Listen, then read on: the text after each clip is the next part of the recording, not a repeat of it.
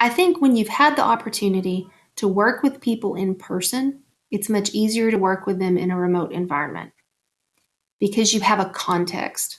Again, it's kind of anecdotal, my experience, but if I needed like help on a project, if we had a crisis on something, those people that I had working relationships with in the office where you have this casual interaction and you learn about things that are going on because you just happen to chat about it that you miss when you're remote. Those are the things where you build the relationships and you know, not necessarily know who you can count on, but you develop an impression about who you can count on.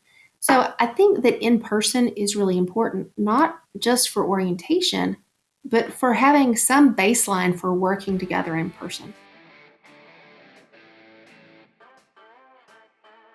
Good morning, HR. I'm Mike Coffey, and this is the podcast where I talk to business leaders about bringing people together to create value for shareholders, customers, and the community.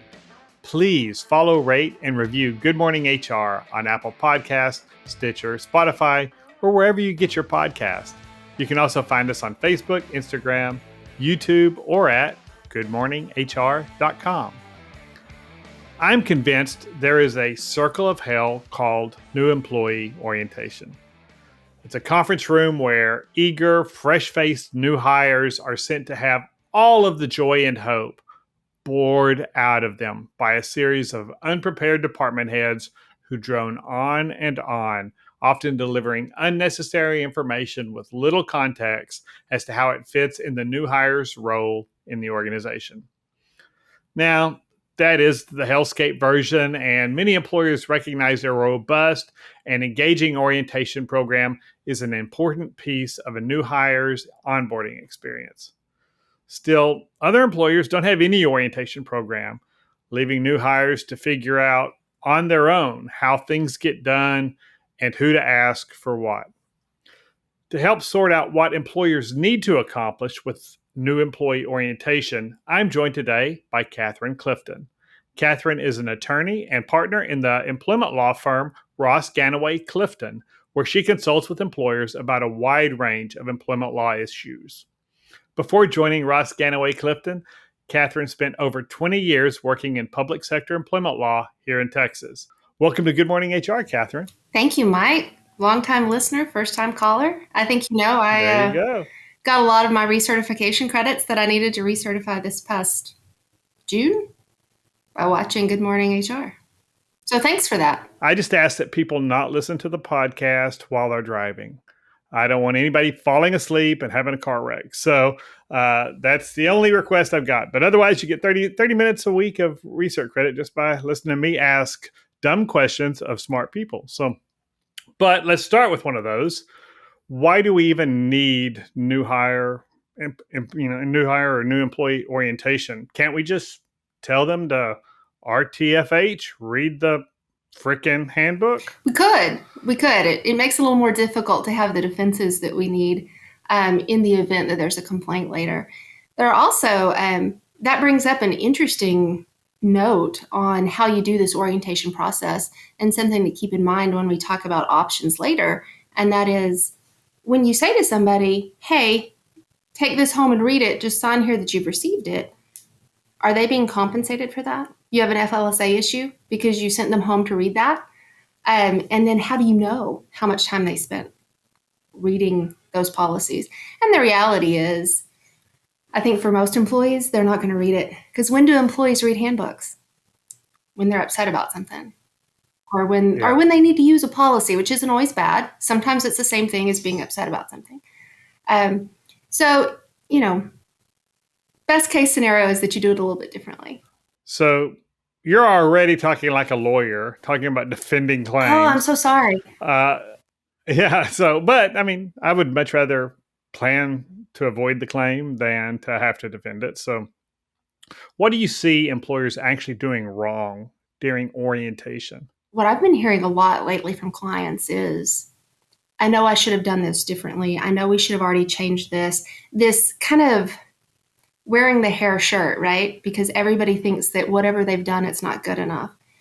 So I think maybe it's important for people to hear that everybody kind of feels the same way. Like there's always more that you could have done. There's always something that could have been a little bit better.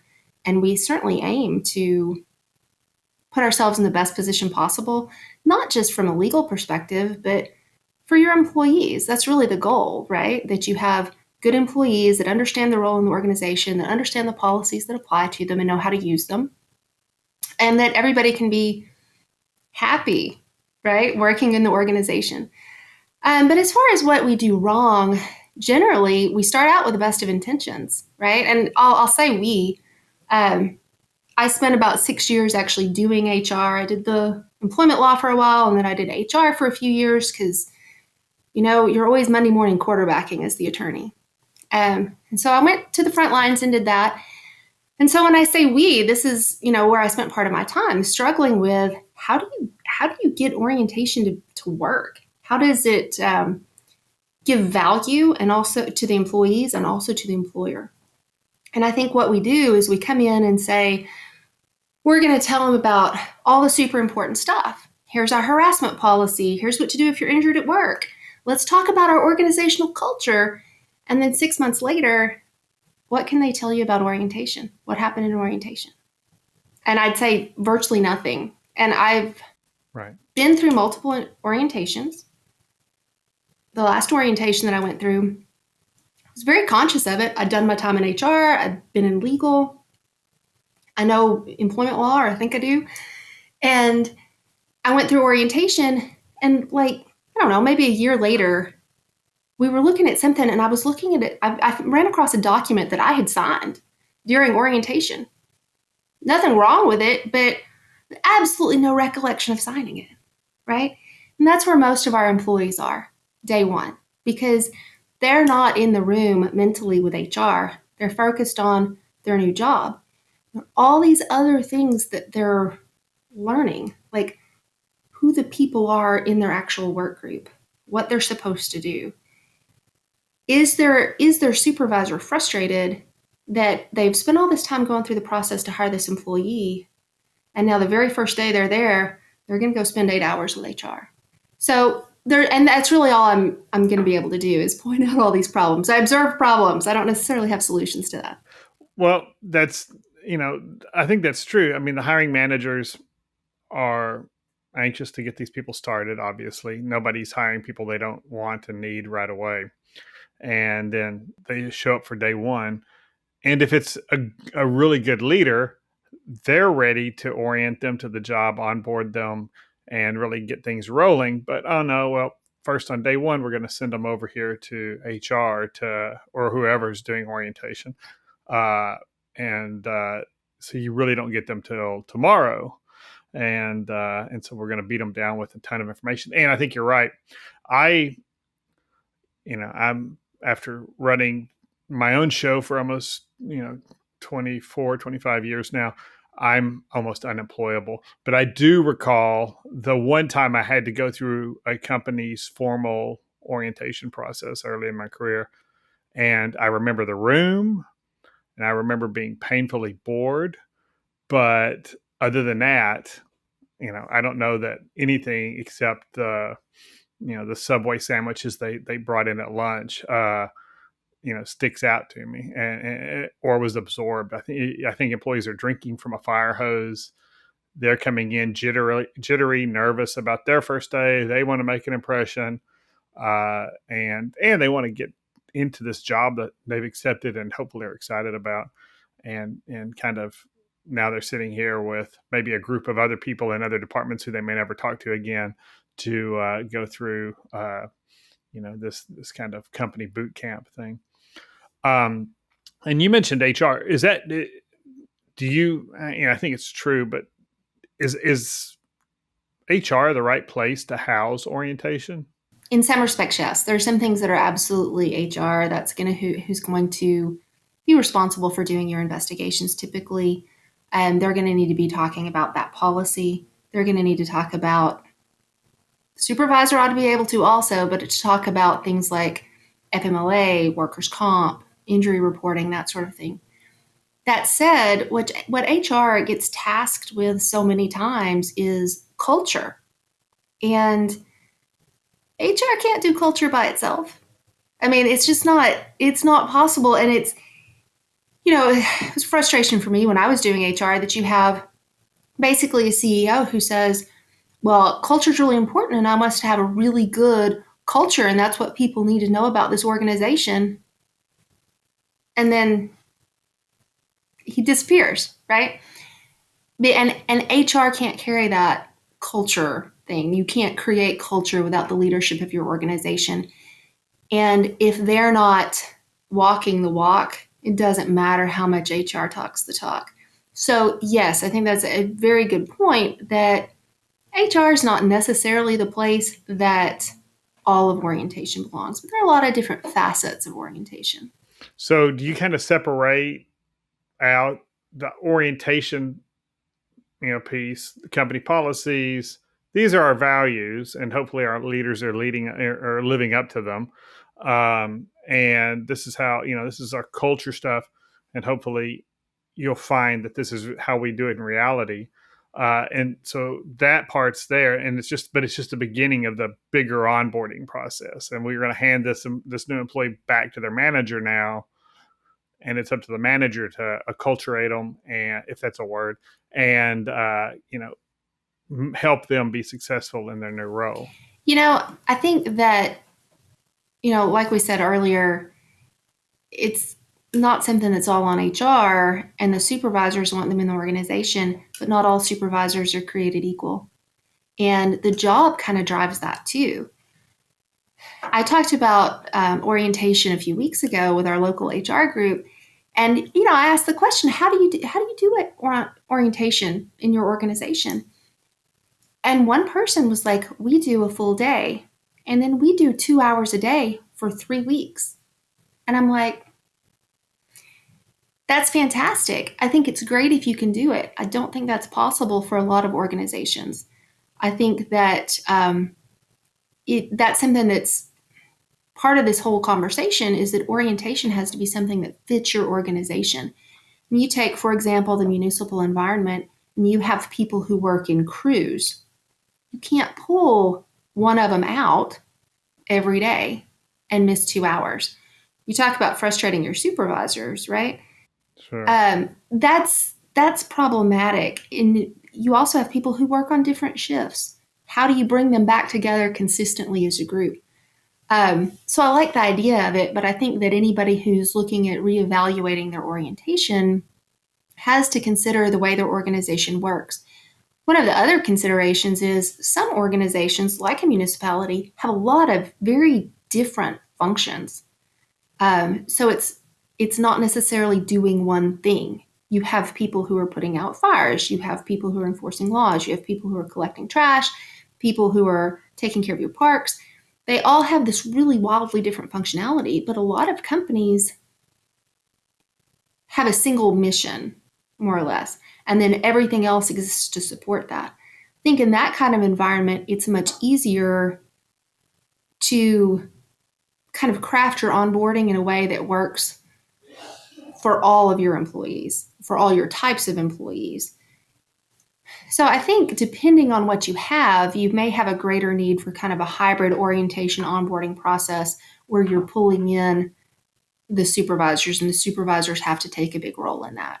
That said, some supervisors get a new employee once every 10 years. So then that's another conversation too. You've got to prepare those people. I think that you have to take a look at whether your organization ever hires supervisors from outside. And if they do you have a separate orientation for the supervisors? Or do you have a different program within your organization that when someone's preparing to attempt to promote, or someone has just been promoted, that they have supervisory training? Because that's a distinct thing too. You don't necessarily need to bore everybody that's coming through orientation with that information. And let's take a quick break. Good Morning HR is brought to you by Imperative, premium background checks with fast and friendly service. 23 years ago, I founded Imperative to help risk-averse companies make well-informed decisions about the people they involve in their business. Often that involves giving employers thorough and easy-to-understand background checks on prospective employees. But sometimes it means helping families make well-informed decisions when hiring nannies or other caregivers, And outside of employment, we help services firms with their client acceptance and know your customer requirements, and we help investors research the principles in firms in which they are considering making private equity placements. Basically, if people are involved, there's risk involved. We help companies identify and mitigate that risk. You can learn more about Imperative at imperativeinfo.com. If you're an HRCI or SHRM certified professional, this episode of Good Morning HR has been pre-approved for 1/2 hour of recertification credit. To obtain the recertification information, visit goodmorninghr.com and click on Recert Credits. Then select episode 62 and enter the keyword Clifton. That's Clifton. And now back to my conversation with Catherine Clifton. Performance management expectations. Here's for a new employee, we ought to be telling them, here's how we manage performance, and here's what the expectations are and all that. But that's going to be really different from what you're telling a new hire versus when you're talking to a supervisor, a new leader in the organization about here's how we want you to manage performance, and here's what our expectations are of you as a leader, we expect you to be on top of these issues and be talking to employees about performance issues on an ongoing basis. And if we still do performance reviews on an annual basis, we don't want you to wait till the performance review comes around to bring these issues up. We want it to be an ongoing. So those would be two completely different training objectives. And so I could see that. And I haven't seen it much, but what you said earlier, I've always thought this drinking from a fire hose experience and telling somebody, here's what our FMLA policy is, and here's what our, PTO policy is, and here's your health insurance, and let's just force feed you everything about all the benefits in the same sitting. It's got to be unsuccessful. It's just not going to be. And so, but going back, I don't know how many employers, certainly we do around sexual harassment, hopefully, and some of the things that are very likely to get us sued. But how often do we revisit with employees on some sort of training? Here's what our FMLA policy is, or here's what our leave policy that goes beyond FMLA is. And because often those are the things that get figured out in crisis, right? Okay, I've my spouse has had a heart attack, or I've just got this diagnosis or whatever. And now I'm scrambling to try to figure out. So I go to my supervisor and say, hey, tell me what's happened, what I do here. And the supervisor doesn't know either. And call HR, and it's Friday at 4:00 and HR is already at happy hour. So, what are we going to do?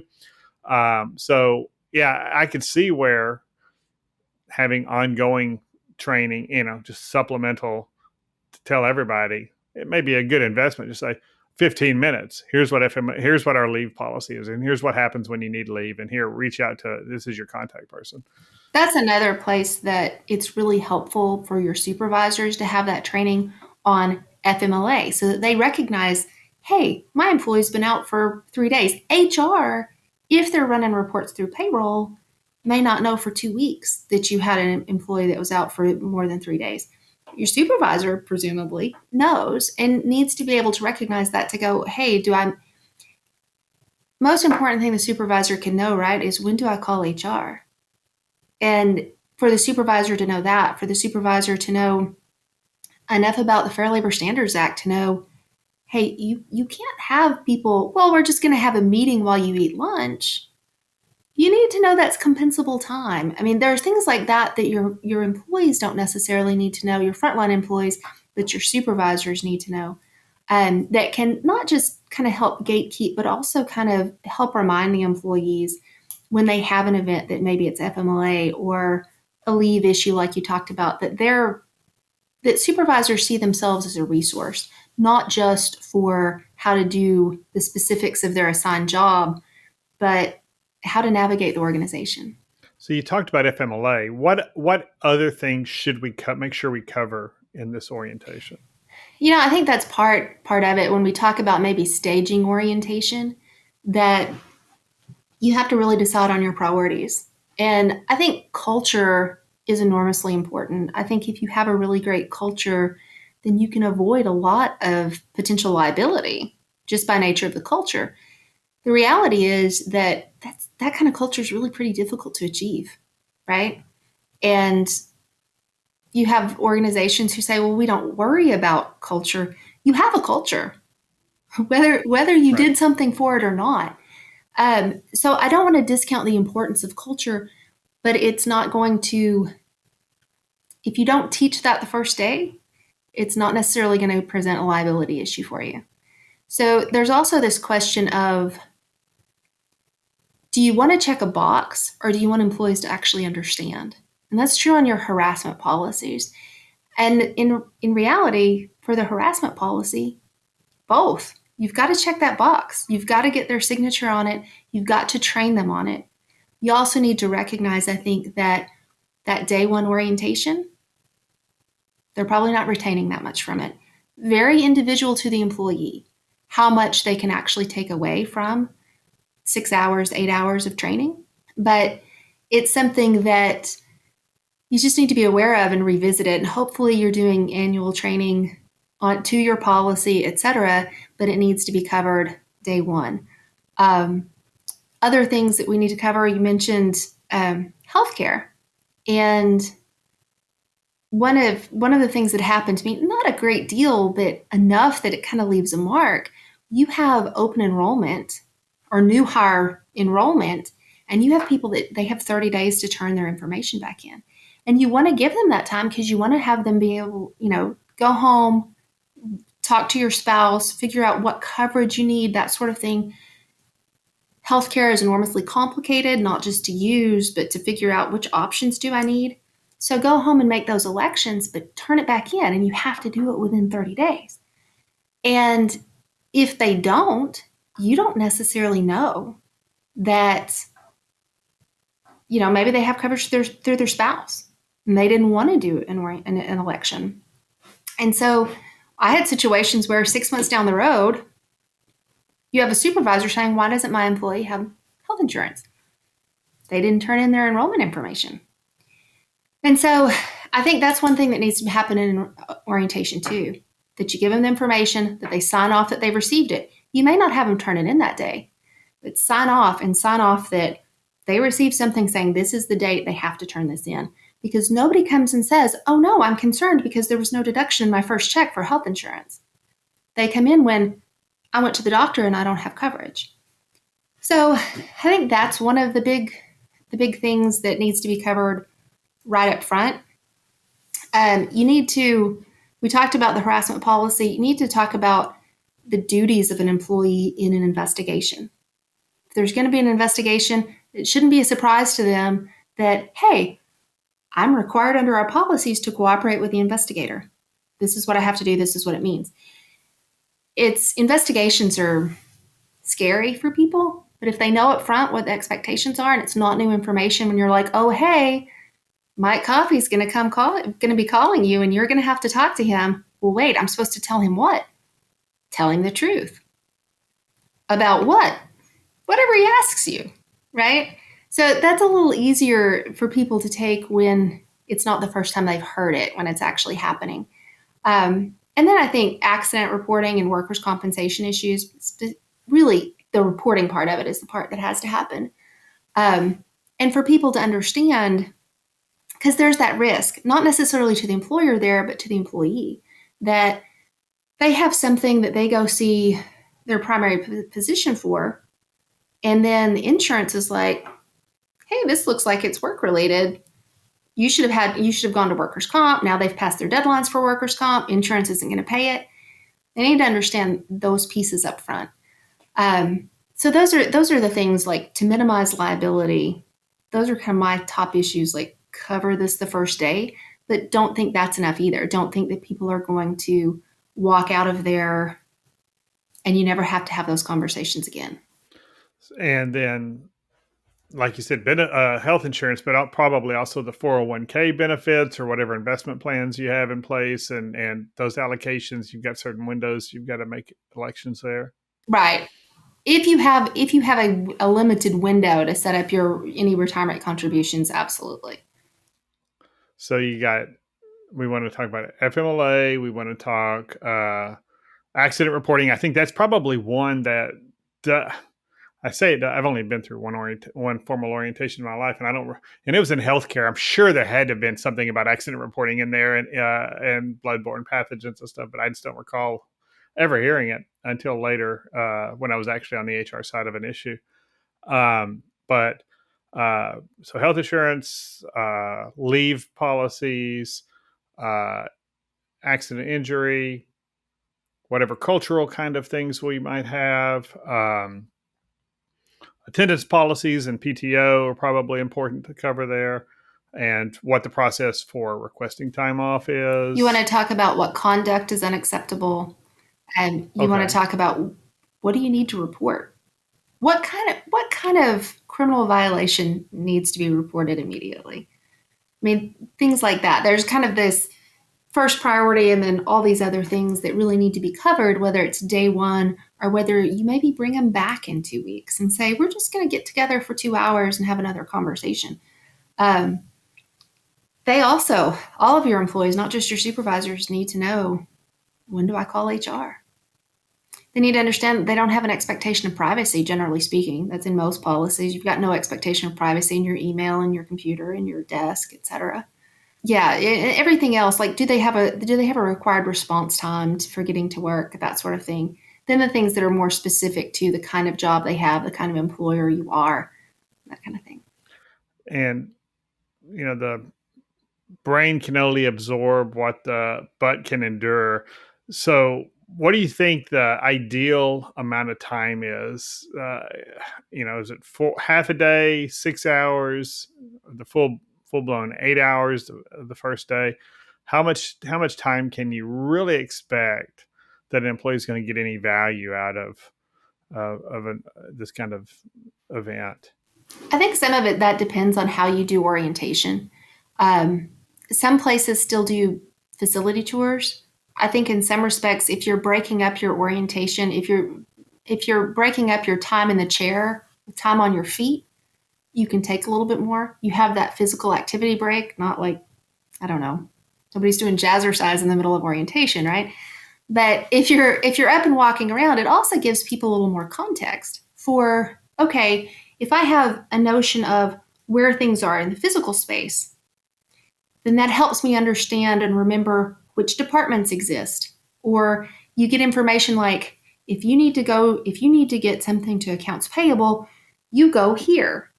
I think things like that are helpful. So a lot of the duration question has to do with how it's structured. I think that you could also support a lot of it with information that's available on your intranet, like maps and that sort of thing, or resources, and get people accustomed to going there. If you have, a training software where you typically have employees go and do things online, some of it can be done online. I don't think there's a substitute for face-to-face training.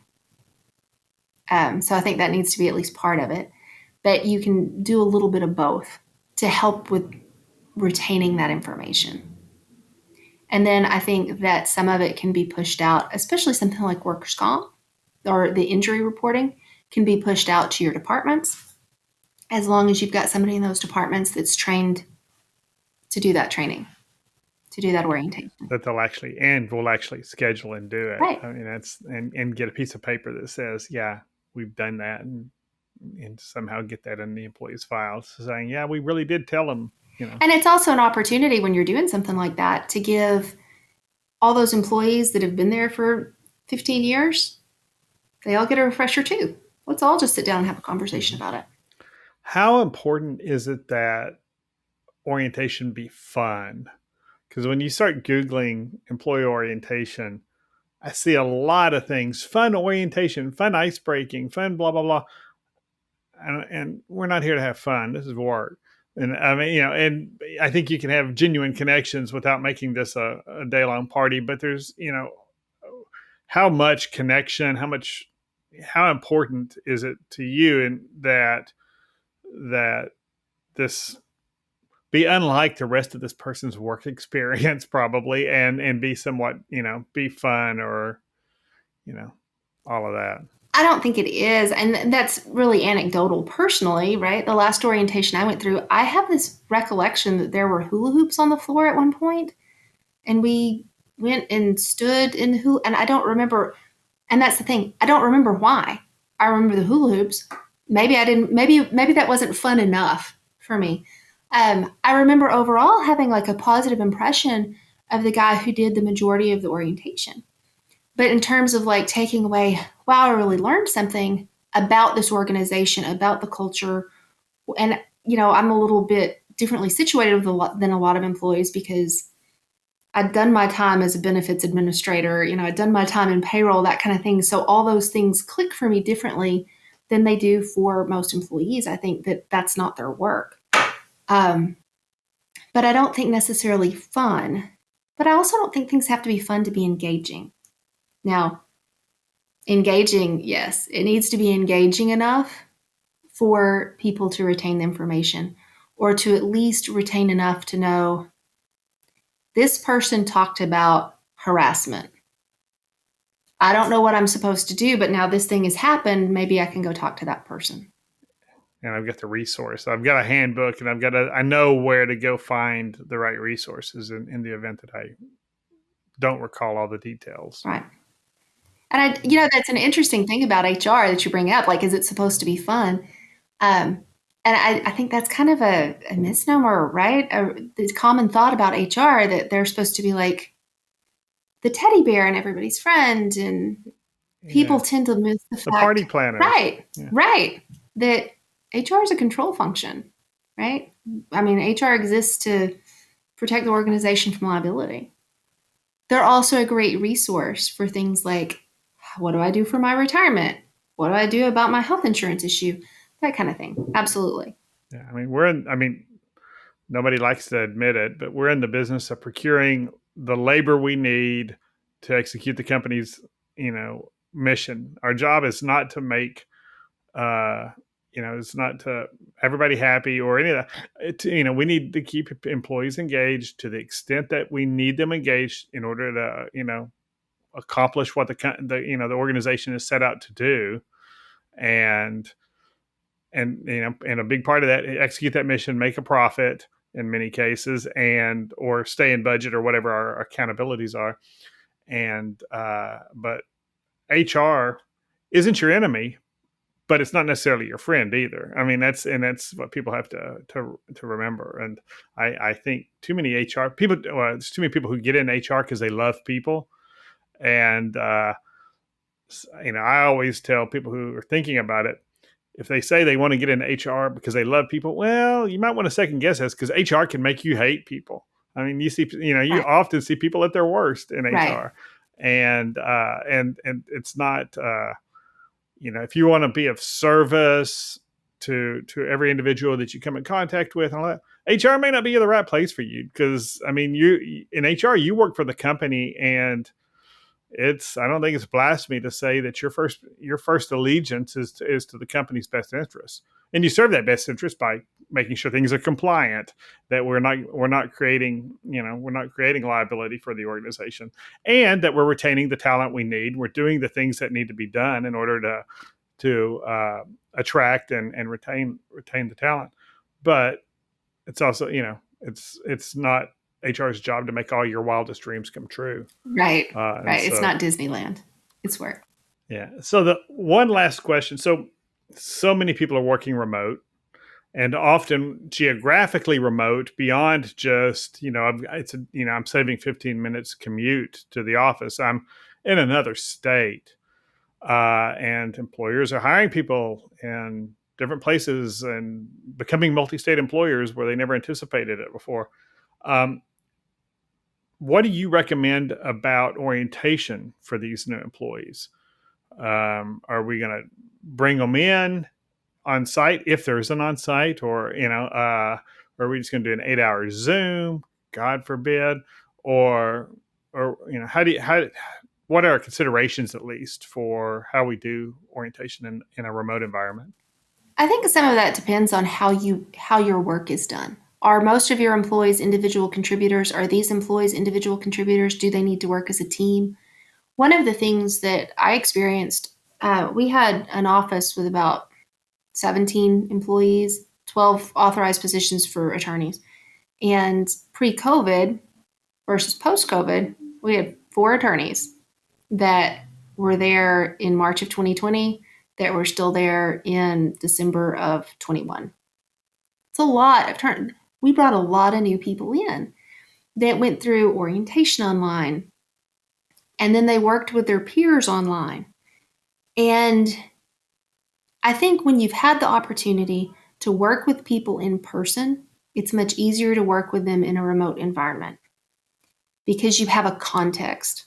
Again, it's kind of anecdotal, my experience, but if I needed like help on a project, if we had a crisis on something, those people that I had working relationships with in the office where you have this casual interaction and you learn about things that are going on because you just happen to chat about it that you miss when you're remote, those are the things where you build the relationships and you know, not necessarily know who you can count on, but you develop an impression about who you can count on.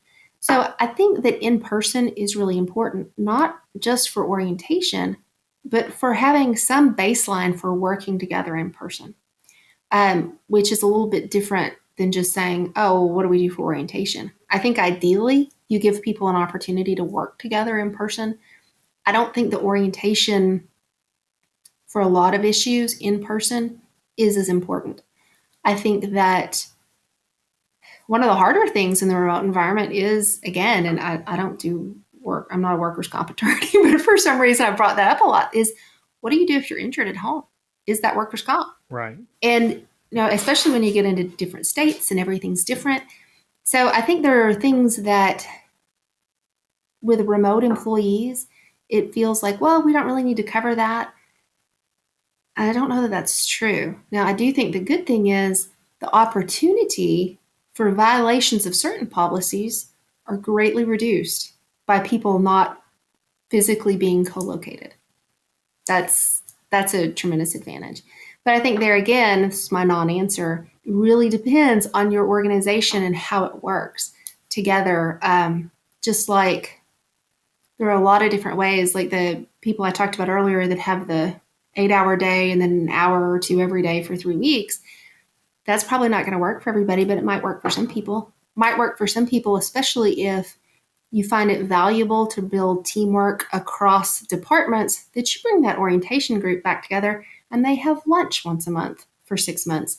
And maybe you do a little training, but maybe it's also just a way for your employees to develop contacts within the organization, learn about what other people do in other departments so they understand how it all fits together. I think those things are valuable, but it's got to be a very tailored thing for your organization and your needs. Well, thank you. That's all the time we have today, but I sure appreciate you being on Good Morning HR, Catherine. Thank you. And thank you for listening. You can find previous episodes, show notes, and contact info for our guests at goodmorninghr.com or on Facebook, Instagram, or YouTube. And don't forget to follow us wherever you get your podcast. Rob Upchurch is our technical producer, and I'm Mike Coffey. As always, don't hesitate to reach out if I can be of service to you personally or professionally. I'll see you next week, and until then, be well, do good, and keep your chin up.